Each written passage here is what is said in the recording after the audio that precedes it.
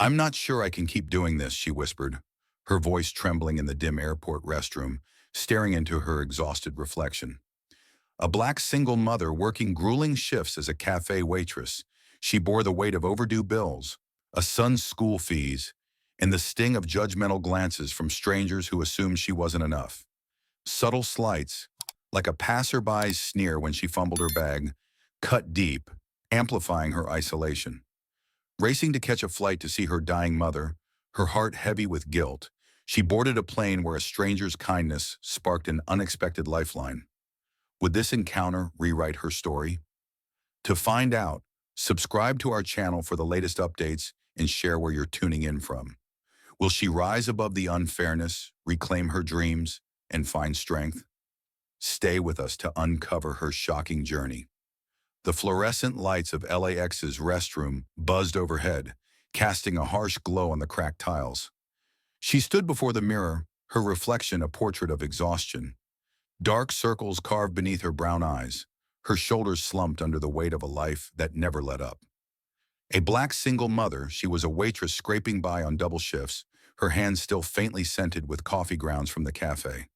Her wavy hair, pulled into a hurried bun, was fraying at the edges, much like her nerves. She splashed cold water on her face, willing herself to stay awake, to keep moving. She couldn't afford to falter. Not now, not when her mother's life hung by a thread in a New York hospital, thousands of miles away. As she adjusted her worn denim jacket, a woman nearby, a blonde in a pristine coat, shot her a sharp glance when a drop of water splashed onto the counter. The look lingered, laced with judgment, as if she'd committed some unforgivable offense. She swallowed the sting, used to the subtle slights that followed her like shadows. The raised eyebrows at the grocery store, the whispers about her situation as a single mom. Brushing it off, she grabbed her battered leather bag and hurried toward the gate, her sneakers pounding the polished terminal floor. The call from her aunt 2 nights ago echoed in her mind. "Your mother's not doing well. Come now." Those words had shattered her fragile world, and the only reason she could afford this last-minute flight was her aunt's generosity. Rent was overdue, her son's school fees loomed, and every penny was accounted for, except the ones she didn't have. Her 6-year-old son's face flashed in her mind, his small hands clutching her jacket that morning. "Why can't I come, Mommy?" he'd asked, his voice trembling. She'd forced a smile, kneeling to kiss his forehead. "I'll be back soon, baby, I promise." The lie had tasted bitter, but she needed him to feel safe with his father, her ex, whose cold demeanor still haunted their co-parenting exchanges. She pushed the memory aside as the final boarding call crackled over the speakers. Flight 7A to New York City. Her heart raced. She couldn't miss this. She sprinted through the crowded terminal, dodging suitcases and harried travelers, her breath ragged. The gate attendant's stern expression softened as she thrust out her boarding pass, gasping, "Wait, please." The scanner beeped and the woman waved her through. "Seat 14C, hurry." She stumbled down the jet bridge, her chest tight, and boarded the plane just as the doors were about to close. Inside, the cabin hummed with the low murmur of passengers settling in. She scanned the row numbers, her pulse still pounding, until she found row 14. Then she froze. In the window seat beside hers sat a man who seemed to belong in a different world. His charcoal suit was tailored to perfection, hugging a lean, muscular frame. His dark hair was neatly styled, and a crisp white shirt, unbuttoned at the collar, hinted at effortless confidence. He was engrossed in a leather-bound book, his fingers turning pages with practiced ease. But it was his eyes, sharp emerald green, that caught her off guard when he glanced up. They held a quiet intensity, like he could see through her exhaustion to something deeper. She fumbled with her carry-on, struggling to lift it into the overhead compartment. Her arms trembled, betraying her fatigue, and she felt the weight of his gaze. Without a word, he stood in one fluid motion, his height commanding, yet unthreatening. "Let me help," he said, his voice smooth with a faint British accent that felt oddly out of place in the cramped economy class. Before she could protest, he took the bag from her hands and stowed it effortlessly, as if it weighed nothing. "Thank you," she murmured, sliding into her seat, her cheeks warm with embarrassment. She wasn't used to kindness from strangers, especially not from men who looked like they belonged in boardrooms, not next to her faded jeans and scuffed sneakers. He nodded, returning to his book, but his presence lingered, a quiet strength that was both intimidating and strangely comforting.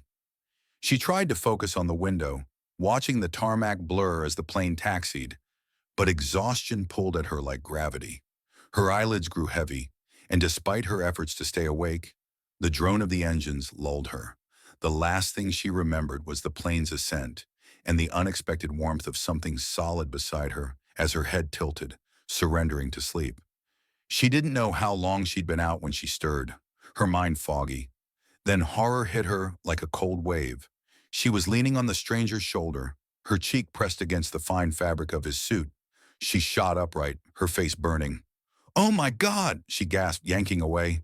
His suit jacket, which had been draped over her, slid to her lap. "I'm so sorry." He turned to her, his expression calm, unreadable. Then to her disbelief, he smiled, a genuine warm smile that softened his sharp features. "You needed the rest," he said simply, as if having a stranger collapse on him was the most natural thing in the world. His green eyes held no judgment, only a flicker of something she couldn't place. Curiosity, perhaps, or amusement.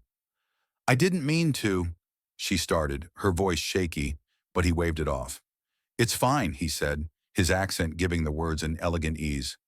"You looked exhausted."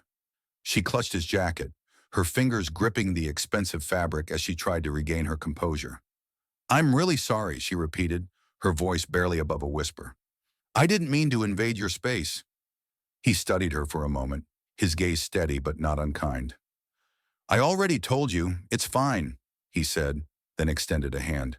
"Liam Callahan." She hesitated, then shook his hand, his grip firm yet gentle. "Nice to meet you," she said, forcing a small smile, though she felt anything but composed. His name didn't register fully, but something about it nagged at her, like a headline she'd skimmed but couldn't recall. She glanced at him again, noting the contrast between her worn sweater and his pristine attire. He didn't belong here, in economy class, next to someone like her, a woman who'd spent years fighting to keep her head above water, who'd faced whispers and sidelong glances for being a black single mom in a world quick to judge.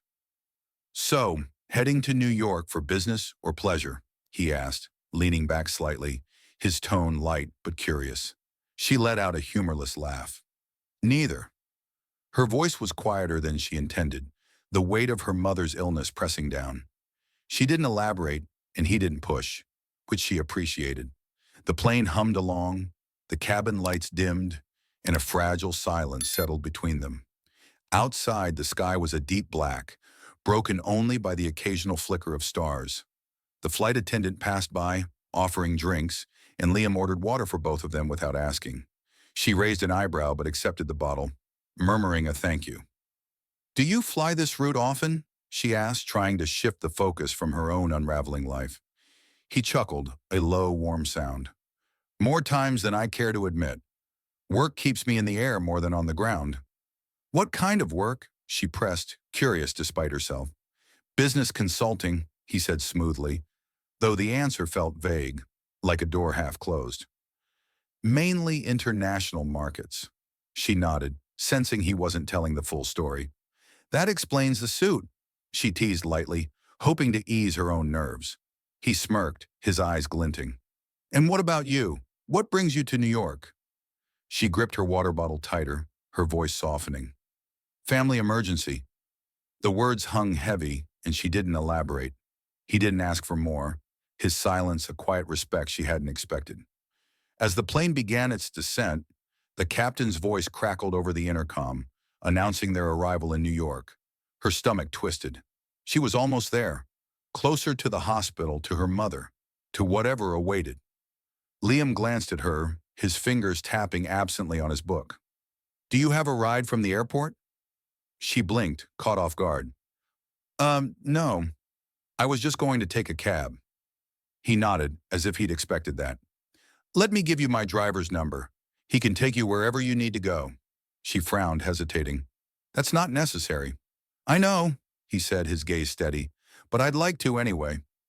She studied him, unsure why a man like him, a stranger in a suit worth more than her monthly rent, would care. But something in his eyes, unwavering and calm, made her nod. Okay. He handed her a sleek business card, the lettering elegant. Liam Callahan, Callahan Global Holdings. Her breath caught. She'd heard that name before, in financial news tied to billion-dollar deals and corporate empires. This wasn't just a businessman. He was a titan. She looked up at him, her voice dry. Business consulting, huh? He had the grace to look slightly amused. I may have understated that part. She shook her head, half exasperated, half intrigued. The plane touched down, and as passengers shuffled to gather their belongings, Liam pulled down her bag and handed it to her without a word. Thank you, she murmured, still reeling. My driver's waiting out front, he said. Come with me. She hesitated, her instincts screaming to keep her distance from a man who lived in a world so far from hers. But the weight of the day, the flight, her mother, the years of surviving on her own, made her nod. As they stepped off the plane, the cold New York air waiting beyond, she couldn't shake the feeling that this chance encounter was about to change everything. The cold New York air hit her like a slap, sharp and unrelenting, pulling her from the haze of her encounter with Liam Callahan. She clutched his business card, the sleek lettering of Callahan Global Holdings glinting under the airport lights. A reminder that the man who'd offered her a ride wasn't just a kind stranger, but a billionaire whose world was galaxies apart from hers. Yet as she followed him to the sleek, black Bentley waiting at the curb, the weight of her mother's illness pressed harder than any questions about Liam. The city's chaos, horns blaring, taxis weaving through traffic, swallowed her thoughts as the driver opened the car door. She slid into the plush leather interior, stealing a glance at Liam, who sat beside her, composed and unreadable, his emerald eyes fixed on the road ahead. Lenox Hill Hospital, she said quietly to the driver, her voice barely cutting through the hum of the engine. Liam's gaze flickered toward her, but he didn't speak, sensing her need for silence. The city blurred past the tinted windows, neon signs and towering buildings, a stark contrast to the quiet dread coiling in her chest. She hadn't been back to New York in years, not since she'd left for California, chasing stability for her son. Now returning to see her mother, her rock, the woman who'd raised her alone with fierce love, felt like stepping into a past she wasn't ready to face. At the hospital, the antiseptic scent hit her first, sharp and sterile, as she stepped through the sliding glass doors. The waiting area buzzed with hushed voices and the flicker of fluorescent lights. She scanned the crowd, her pulse quickening, until she spotted her Aunt Beatrice near the nurse's station, her face lined with exhaustion. Thank God you're here, Beatrice said, pulling her into a tight hug. The warmth of it nearly broke her, but she held herself together, her voice a whisper. How is she? Beatrice's eyes softened with worry. Stable for now. Last night was rough, but she's fighting. Relief flickered, fragile but real, as Beatrice led her through the quiet corridors. At the nurse's station, a white nurse with a clipped tone asked, Do you have insurance to cover her stay? The question landed like a jab, pointed and unnecessary, as if she were the only one in the crowded ward who needed to prove her worth. She nodded tightly, swallowing the urge to snap back. Her years of navigating such slights, subtle but cutting, keeping her composed. In her mother's room, the sight stole her breath. Her mother lay in the hospital bed, a shadow of the vibrant woman who'd once danced through their Brooklyn apartment, singing Motown while cooking dinner. Her skin, once rich and glowing, was ashen, her frame frail under the thin blanket. Tubes snaked from her arm, and the steady beep of the monitor filled the silence. Mom, she whispered, stepping closer, her throat tight. Her mother's eyes fluttered open, unfocused at first, then warming with recognition. A tired smile curved her lips. You came, she said, her voice barely above a breath. She rushed forward, taking her mother's hand, the warmth of it grounding her, despite the fragility.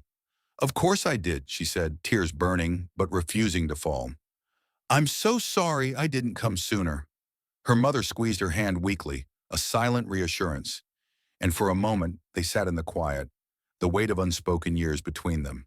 Hours later, she stepped outside for air, the cold night stinging her skin. Her phone buzzed and she glanced at the screen, startled to see a text from Liam. "How's your mother?"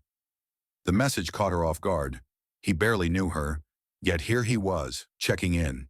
She typed back, "Stable. Thanks for asking." His reply came quickly. "Good to hear. Breakfast tomorrow. I'm in Midtown." She hesitated, her thumb hovering over the keyboard. She should say no, focus on her mother, on the hospital bills piling up. But something about his steadiness, his unexpected kindness, made her type, "Okay, just coffee." The next morning, she found herself in a sleek Midtown cafe, the kind of place where businessmen in tailored suits sipped imported espresso over million-dollar deals. Liam was already there, his charcoal suit as impeccable as ever, his green eyes lighting up when he saw her. She felt out of place in her faded sweater, the weight of the hospital still clinging to her, but his smile eased her nerves. "You made it," he said, gesturing to the seat across from him. "Barely," she admitted, sliding into the booth. The waiter brought her a latte without her asking, and she raised an eyebrow at Liam. "You ordered for me?" "You look like you needed caffeine," he said, smirking. "Was I wrong?" She huffed a laugh, shaking her head. "No, you're not wrong."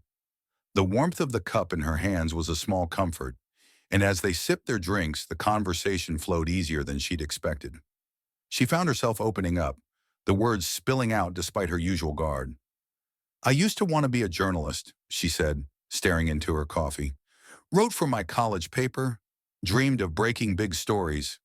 But then I got pregnant, and life changed." Liam leaned forward, his gaze steady. "That doesn't mean it's over. You could still write." She laughed, bitter but soft. "Easy for you to say. You don't have a kid, bills, a life that doesn't stop." Her voice wavered and she hated how vulnerable it sounded. He didn't flinch. "I know someone who could give you a shot. Charlotte Grant, editor-in-chief at Callahan Media. She's tough but fair. Send her something. I'll make the introduction." Her breath caught. "Liam, I haven't written in years. I wouldn't even know where to start." "Then start now," he said, his voice firm but kind. "You're not the type to give up. I can tell." She stared at him, the weight of his words sinking in.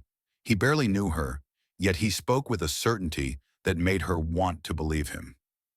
"Why are you doing this?" she asked, her voice barely above a whisper. He shrugged, his smirk returning. "Call it a hunch." That night, back at the hospital, she sat in the dimly lit hallway, her mother asleep in the room nearby. The fluorescent lights buzzed, and the air smelled of antiseptic, but her mind was elsewhere. She pulled out her phone, opened a blank document, and began to write. The words came slowly at first, halting and unsure. But soon they poured out, a raw, honest piece about the struggles of Black single mothers, the weight of society's judgment, the love that kept her going for her son. She wrote about the grocery store clerk who'd once followed her, assuming she'd steal, the teacher who'd questioned her ability to keep up with her son's education, the quiet strength it took to keep moving forward. It was messy, unpolished, but it was hers. Before she could second-guess herself, she emailed it to Charlotte Grant. Liam's contact, her heart pounding as she hit send. She leaned back against the hard hospital chair, exhaustion pulling at her, but for the first time in years, a spark of hope flickered. Maybe, just maybe, she could still be more than the sum of her struggles. As she sat there, her phone buzzed again. Another text from Liam. "Sent it yet?" She smiled despite herself and typed back, "Just did." "Now I'm terrified." His reply was instant. "Good. You should be. Means it matters." She shook her head, the smallest laugh escaping her. The hospital corridor stretched endlessly before her. But for the first time in a long time, she didn't feel alone. Liam Callahan, a man who should have been a stranger, had opened a door she thought was long closed. Whether she could step through it, that was a question only she could answer. As she tucked her phone away, the buzz of an incoming call shattered the quiet. The screen lit up with an unknown number, and her heart skipped, a mix of hope and dread tightening her chest. She stepped into a quiet corner of the hospital, her finger hesitating before answering. "Hello? Is this Emma Carter?" The voice was crisp, professional, with a no-nonsense edge that made her straighten instinctively. Yes, who's this? Charlotte Grant, editor-in-chief at Callahan Media. Liam sent me your piece. The woman paused and Emma's pulse raced, her mind replaying every word she'd poured into that late-night article. It's raw, unpolished, but it's got something. Real potential. I don't usually take recommendations, but I'm offering you a staff writer position. No favors, no handouts. You'll have to earn your place. Interested? Emma's breath caught, her mind scrambling to process the words. A job. A real job. Not just a fleeting chance, but a seat at the table she'd dreamed of years ago. I don't know what to say, she stammered, her voice barely steady. Say yes, Charlotte said bluntly. You have until tomorrow morning to decide. After that, the offer's gone. The line went dead, leaving Emma staring at her phone, the weight of the opportunity crashing over her like a wave. She leaned against the hospital wall, the antiseptic smell grounding her as her thoughts spun. Could she do this? Years of serving coffee, of scraping by, of swallowing the world's judgments had buried her dreams so deep she wasn't sure she could unearth them. But Charlotte's words, real potential, echoed, daring her to try. The next morning she stood outside Callahan Media's sleek Manhattan headquarters, the glass tower looming like a challenge. Her faded jeans and worn sweater felt like a costume from another life, one that didn't belong in this world of polished marble and clicking keyboards. She'd emailed Charlotte at dawn, a single word, yes. Now, stepping into the elevator, her stomach twisted with nerves. The doors opened to the 25th floor, and the newsroom hit her like a storm. Phones ringing, reporters shouting across desks, the air thick with the urgency of deadlines. Charlotte, a tall white woman with sharp eyes and a tailored blazer, was waiting. Follow me, she said, her tone brisk as she led Emma through the chaos. This is yours, Charlotte said, stopping at a small desk cluttered with monitors and notepads. Emma stared, her heart pounding. A desk, a real desk, in a real newsroom. Liam might have opened the door, Charlotte added, her voice firm. But if you don't deliver, you're out. Understood? Emma lifted her chin, meeting Charlotte's gaze. I wouldn't expect anything less. Charlotte's lips twitched, almost a smile before she walked away, leaving Emma to face the whirlwind alone. She sat, her fingers trembling as she logged into the system. The newsroom buzzed around her, a controlled chaos that felt both thrilling and terrifying. She opened a blank document, her mind racing for a story idea, when a voice interrupted. So, you're the new hire. A white male colleague, maybe mid-30s, leaned against her desk, his tone casual but laced with something sharper. Heard you got in through Callahan's diversity push. Lucky break. Emma froze, her jaw tightening. The words stung, a subtle jab that echoed the countless times she'd been made to feel like she didn't belong. She forced a smile, her voice steady. I'm here to work, same as you. Let's see who breaks the bigger story. He smirked, unfazed, and walked away. But the comment lingered, a reminder of the uphill battle she faced. Not just to prove herself to Charlotte, but to a world quick to dismiss her. She threw herself into her first assignment, a local piece on community outreach programs, pouring her energy into every word. Her fingers flew across the keyboard, the rhythm of writing pulling her back to her college days, when she'd dreamed of exposing truths and amplifying voices like hers. By midday, she'd submitted a draft, her heart pounding as she waited for feedback. Charlotte's email came an hour later. Solid start. Needs tighter focus. Revised by EOD. It wasn't praise, but it wasn't rejection either, and Emma clung to that. Her phone buzzed during a break, Liam's name flashing on the screen. How's day one? He texted. She smiled, typing back. Terrifying, but I'm still standing. His reply was quick. Knew you would be. The small exchange steadied her, a reminder of the man who'd seen something in her when she'd forgotten how to see it herself. Over the next few days, Liam's texts became a quiet rhythm, checking in, offering coffee meetups, each one chipping away at her guarded walls. When he invited her to a charity gala, her first instinct was to refuse. I don't belong at fancy events, she told him over coffee, her voice firm. You belong anywhere you choose to be. he said, his green eyes unwavering. Besides, I need someone to keep me from dying of boredom. He slid a sleek box across the table, and she opened it to find a navy gown, its delicate beadwork shimmering under the cafe's lights. Wear it, or don't, but I'd like to see you there. She shook her head, half exasperated, half charmed. You don't give up, do you? Not when it matters, he said, his smirk softening into something warmer. She agreed reluctantly, her nerves already fraying at the thought of stepping into his world. The night of the gala, she stood before her apartment mirror, the gown hugging her frame like it was made for her. She barely recognized herself, the woman staring back, no longer just a waitress, but someone daring to dream again. The gala venue was a glittering ballroom, chandeliers casting a golden glow over a crowd of wealthy, mostly white attendees in designer clothes. She felt their eyes on her as she entered, the weight of their curiosity, or judgment, pressing against her. She smoothed her dress, her chin high, refusing to shrink. Liam was waiting near the bar, his black tuxedo accentuating his sharp features. His eyes lit up when he saw her, a slow smile spreading across his face. You look stunning, he said, his voice low, and for a moment the room's noise faded. She followed him through the crowd, her nerves easing as he navigated the sea of small talk with effortless charm. But the weight of being an outsider lingered, amplified when a woman in a blood-red gown approached, her sleek dark hair and sharp smile cutting through the air. Emma Carter, right? The woman said, her tone smooth but edged with something cold. Emma nodded, wary. I'm Vanessa Caldwell. I know Liam very well. Her smile didn't reach her eyes. I'm surprised he brought you here. He usually keeps things separate. Work, life, you know. Emma's stomach tightened, the words landing like a well-aimed dart. I'm sorry, do we know each other? She asked, keeping her voice even. Vanessa's smile sharpened. No, but I know his type. Enjoy the evening, Emma. It's, temporary. She walked away, leaving Emma frozen, doubt creeping in like a shadow. Was she just a fleeting distraction to Liam, a man whose world was so far from hers? She glanced at him across the room, laughing with a senator's aide, his ease a stark contrast to her unease.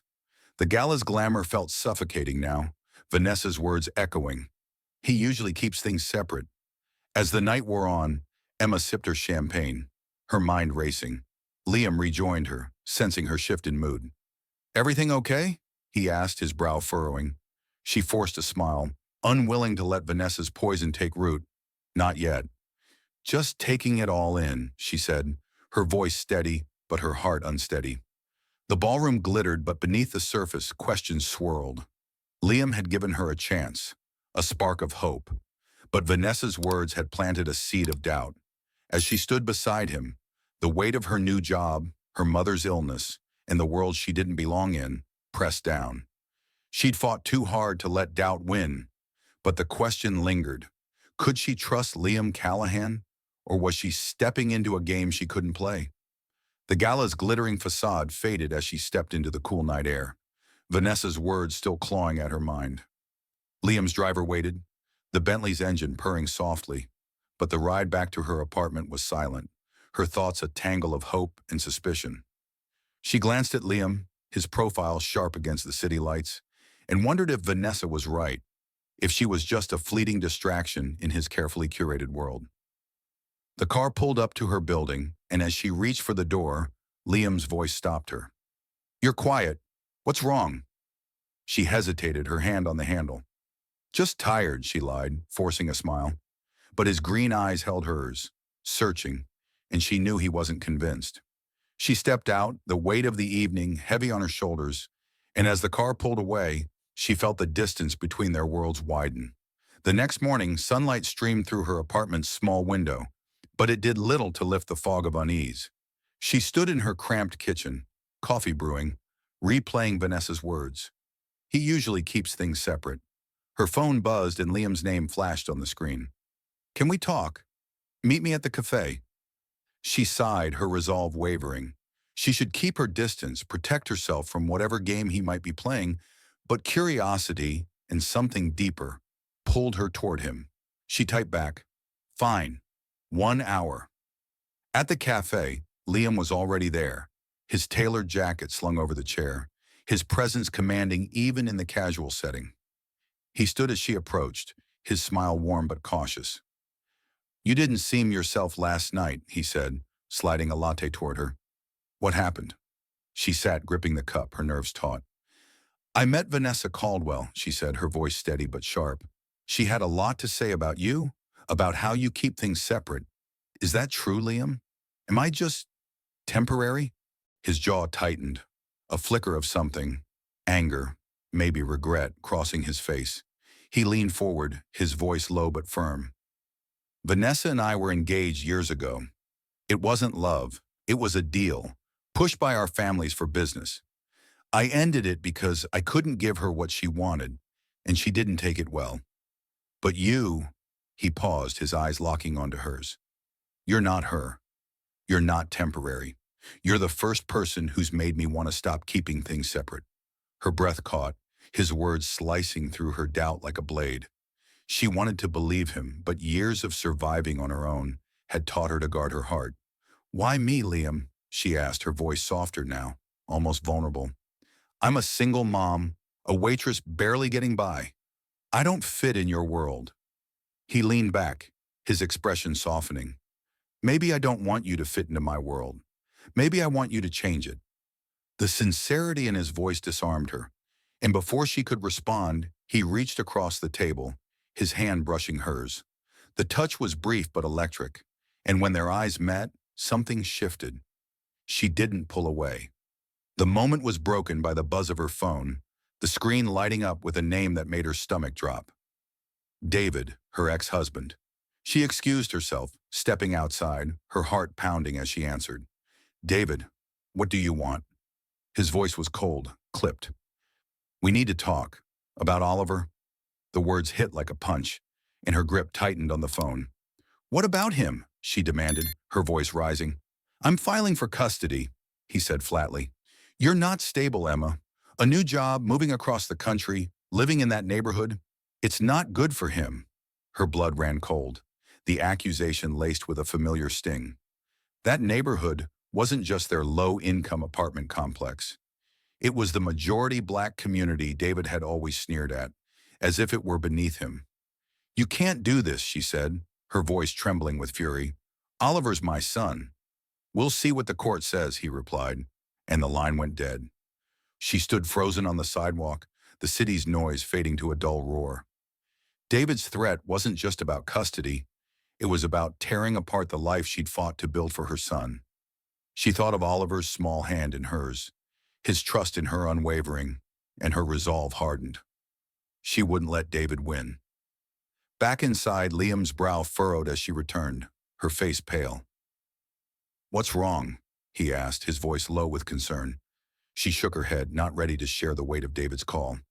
"It's nothing I can't handle," she said, forcing a smile. But her mind was racing, and Liam's steady gaze only made her feel more exposed. She couldn't lean on him. Not now, not when everything was at stake. The next day, at a parent-teacher meeting for Oliver's school, the tension followed her. She sat among other parents, her worn jacket a stark contrast to their polished outfits. A white mother, her voice dripping with false concern, leaned toward her. "It must be so hard raising him alone," she said, her eyes flicking over Emma's clothes. "Do you ever worry you can't keep up?" The question was a knife, cloaked in politeness, implying Emma's life as a black single mother was somehow deficient. She forced a tight smile, her voice calm but firm. "I manage just fine. Oliver's doing great." The woman blinked, caught off guard, and turned away. But the exchange left Emma simmering, her determination to prove herself burning brighter. Back at Callahan Media, she channeled her anger into her work. She pitched a feature on black single mothers, drawing from her own experiences. The grocery store stares, the teacher's doubts, the strength it took to keep going. She spent late nights at her desk, crafting a story that was raw, unflinching, and deeply personal. When she submitted it to Charlotte, her heart pounded. Knowing it was more than just an article, it was her truth laid bare. Charlotte called her into her office the next morning. "This," she said, holding up the draft, "is the kind of work that gets noticed. It's messy, but it's real.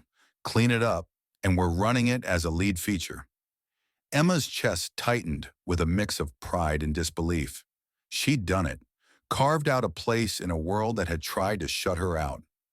That evening, her phone buzzed with a text from Liam. "Heard your piece is making waves. Proud of you."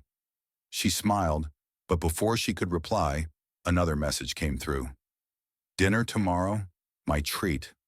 She hesitated, Vanessa's warning still lingering, but Liam's words at the cafe echoed louder. "You're the first person who's made me want to stop keeping things separate." Against her better judgment, she typed back, "Okay, but I'm picking the place." The dinner was at a small, dimly lit restaurant she chose, far from the glitz of Liam's usual haunts. As they sat across from each other, the conversation flowed easily. About her article, her son, the city's relentless pace. Liam listened, his attention unwavering, and when he reached for her hand, she let him. Their fingers intertwined, and for a moment, the weight of David's threat, Vanessa's words, and the world's judgments melted away. But as they left the restaurant, her phone rang again. David. She didn't answer, but the call was a reminder that her fight was far from over. The next day, as she walked into Callahan Media, a news alert popped up on her phone. Liam had given an interview, his words bold and public. "If someone reminds me where I came from, that's not a weakness, it's a strength." The article mentioned her by name, calling her a rising star at Callahan Media. Her heart raced, a mix of gratitude and fear. Liam was putting himself on the line for her, but it also raised the stakes. David's custody threat loomed larger, a dark cloud over the spark of triumph Emma had felt at Callahan Media. Liam's public support, calling her a rising star in that bold interview, had lit a fire in her, but it also sharpened the stakes. As she stepped into the courthouse for the preliminary custody hearing, her heart pounded like a drum, each beat echoing the fear of losing her son. The sterile hallway, with its polished floors and cold fluorescent lights, felt like a battleground. She smoothed her modest blazer, a thrift store find she'd chosen to look professional, and took a deep breath, steeling herself for the fight ahead. Inside the courtroom, David sat across from her, his face a mask of calculated calm. His lawyer, a sharp-suited white man with a smug demeanor, laid out their case with surgical precision. Emma's new job was unstable, her income insufficient, her apartment in a questionable neighborhood unfit for a child. The lawyer's words dripped with insinuation, painting her as an irresponsible black single mother who couldn't provide the proper environment for Oliver. She clenched her fists under the table, her nails digging into her palms, but she kept her face composed, refusing to let them see her falter. Her lawyer, a black woman with a fierce reputation, countered with evidence of Emma's dedication. Oliver's school records, glowing teacher reviews, and her recent feature at Callahan Media, which had gone viral, amassing thousands of shares for its raw honesty about black single mothers. The room grew quiet as her lawyer presented comments from readers, many praising Emma's strength and calling her an inspiration. But it was Oliver's moment that changed everything. When the judge asked if he had anything to say, the 6-year-old slipped from his seat, ran to Emma, and threw his arms around her. "I want to stay with Mommy," he said, his voice clear and unwavering. "She never gives up on me." The courtroom fell silent, the weight of his words hanging in the air. Emma's eyes burned with tears, but she held him close, her heart swelling with pride. The judge's expression softened, and even David's composure cracked, his gaze dropping to the floor. When the hearing ended, the judge ruled in Emma's favor, granting her primary custody pending a final review. David's shoulders slumped as he left, his lawyer muttering about an appeal. But Emma felt a surge of victory. She'd fought for her son and won, not because of Liam or anyone else, but because of her own strength and Oliver's trust in her. Outside the courthouse, the late afternoon sun cast long shadows across the steps. Emma knelt to hug Oliver, his small hands gripping her tightly. "You were so brave, baby," she whispered, kissing his forehead. He grinned, his eyes bright with the innocence she'd fought to protect. As they walked away, her phone buzzed with a text from Liam. "Heard you crushed it. Proud of you." She smiled, warmth spreading through her, but she didn't reply. Not yet. This moment was hers and Oliver's, a hard-earned triumph she needed to savor. Later that evening, she visited her mother at Lenox Hill Hospital. The sterile corridors felt less oppressive now, the antiseptic smell softened by the hope she carried. Her mother, still frail but with a spark returning to her eyes, sat up in bed. The doctors had reported slow but steady improvement, a miracle Emma hadn't dared hope for. She sat by the bed holding her mother's hand, the familiar warmth grounding her. "You found yourself again," her mother said, her voice soft but proud. "I always knew you could." Emma's throat tightened, the words sinking deep. "I wasn't sure," she admitted, her voice barely above a whisper. "But I'm starting to believe it." Her mother squeezed her hand, a tired smile spreading across her face. "You're stronger than you know, baby. Don't ever forget that." They sat in quiet companionship, the beeping monitors a steady reminder of how close she'd come to losing this. For the first time in years, Emma felt not just like a survivor, but like a woman stepping into her own power. Back at Callahan Media the next day, the newsroom buzzed with its usual chaos, but Emma walked in with a new confidence. Her feature on Black single mothers had broken readership records, and colleagues who'd once ignored her now nodded in respect. During a morning meeting, a white reporter, a younger man with a smug grin, questioned her data on systemic barriers, his tone dripping with skepticism. "Are you sure those stats hold up?" he asked, leaning back as if expecting her to falter. Emma met his gaze, unflinching. "I double-checked every number, and I lived the story. Can you say the same?" The room went quiet, and Charlotte, seated at the head of the table, raised an eyebrow, her lips twitching with approval. "She's right," Charlotte said, her voice cutting through the tension. "This piece is the strongest we've run all year. Keep it up, Emma." The reporter shrank back, and Emma felt a quiet thrill. She wasn't just holding her own. She was leading. That evening, she returned to her small apartment, Oliver asleep in his room, his dinosaur books scattered across the floor. She stepped onto the balcony, the city's lights twinkling below, a reminder of how far she'd come. Her phone buzzed, and she glanced at it, expecting Liam.